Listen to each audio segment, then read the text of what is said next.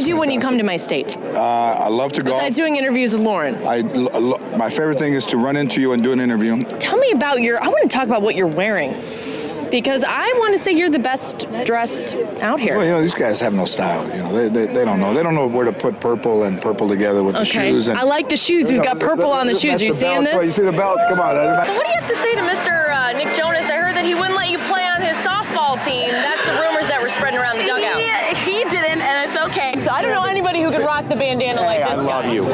The prettiest bad boy I've ever met. Thank you. What's in your iPod, since you're a musician? What's in my iPod? Yeah, what are you listening what's to, in my dude? iPod? What are your secrets to a happy, healthy marriage? Guys do not get it. You've got to be a romantic. In a recent study, 88% of deceased football players have developed CTE. With that being said, would you let your sons play football?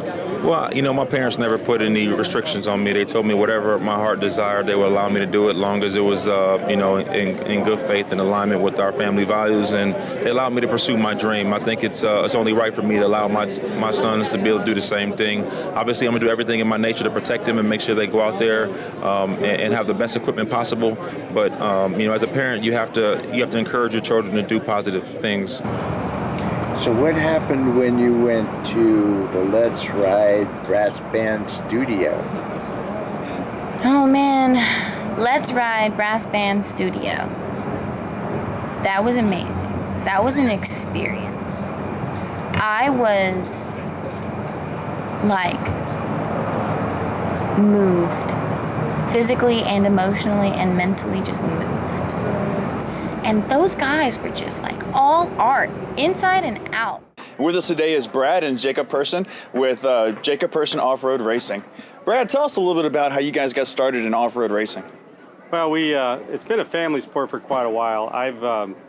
My dad started me in it back in the early 80s, and we went through the 90s running the short course series and desert series, and kind of stopped when we had kids and thought I was done with that part of my career. And my son decided he wanted to race his quad that we had for a play toy, and once I saw him fly the 90-foot tabletop, I decided he needed something around him, and so kind of got bit by the bug again. And well, like you said, I started out on my quad, and it started out just me and my dad and my grandpa. We threw it together last minute before our first race in our garage, 24 hours build, and then went out to the first race and had a blast and got hooked from there.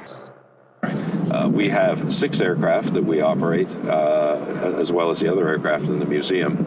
And we pride ourselves in the fact that we're one of the flyingest museums. The aircraft that you see here, with very few exceptions, all fly.